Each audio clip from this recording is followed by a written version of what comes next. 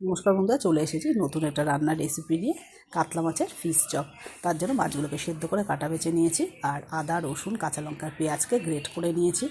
একটা মশলা তৈরি করে নিয়েছি, ধনেপাতা পেস্ট করে নিয়েছি, আলু সেদ্ধ করে নিয়েছি। এবার কড়াইতে তেল দিয়ে দিচ্ছি। তেল দিয়ে আদা, রসুন, কাঁচা লঙ্কা, পেঁয়াজের যে গ্রেট করা ছিল সেটা দিয়ে দিলাম পরিমাণ মতো নুন, দিয়ে দিচ্ছি সামান্য হলুদ, শুকনো লঙ্কার গুঁড়ো, আর এই যে মশলাটা ধনে জিরে গুঁড়ো।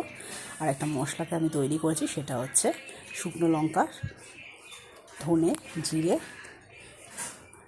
আর গরম মশলাকে একটু ড্রাই রোস্ট করে নিয়ে সেটাকে পেস্ট করে নিয়েছি। এবার দেখো মশলাটা ভাজা হয়ে যাবে, তার ভিতরে মাছ, আলু, ধনেপাতা দিয়ে ভালো করে একটা ডো তৈরি করে নিয়েছি। এবার সেটাকে চপের আকারে শেপ দিয়ে নিয়েছি। তোমরা চাইলে যে যেরকম ইচ্ছা শেপ দিতে পারো, আমি একটু চৌকো চৌকো শেপ দিয়েছি। এবার একটা ব্যাটার তৈরি করে তার জন্য ময়দা, শুকনো লঙ্কার গুঁড়ো, চাট মশলা আর জল দিয়ে ভালো করে একটু মোটা ব্যাটার তৈরি করতে হবে, বেশি পাতলা যাতে না হয়। তারপর একবার করে ব্যাটারে চুবিয়ে বেড কামে কোট করবো, আবার একবার ব্যাটারে চুবিয়ে সেকেন্ড কোট করে নেবো। এইভাবে সমস্ত চপগুলোকে আমি তৈরি করে নিচ্ছি। দেখো চপগুলো আমার তৈরি করা হয়ে গেছে। এবার আমি এটাকে রেস্টে রেখে দেবো, এটা রাতের বেলা আমি ভাজবো। তো দেখো চপের আকৃতিগুলো কত সুন্দর হয়েছে, আর কি সুন্দর গায়ের বেডটা। তোমরা চাইলে এটাতে ডিম দিতে পারো, আমি এটা ডিম দিইনি, যেহেতু ভাজতে গেলে ফেনায় ওঠে সেজন্য। এবার দেখো আমি এটা রেডি হয়ে গেছে। এবার কড়াইতে তেল দিয়ে দিয়েছি, ছাঁকা তেলে ভাজতে হবে। তেলটা গরম হয়ে গেছে, এরকম লাল লাল করে দেখো ভেজে নিচ্ছি। এটা কিন্তু খেতে দারুণ হয়।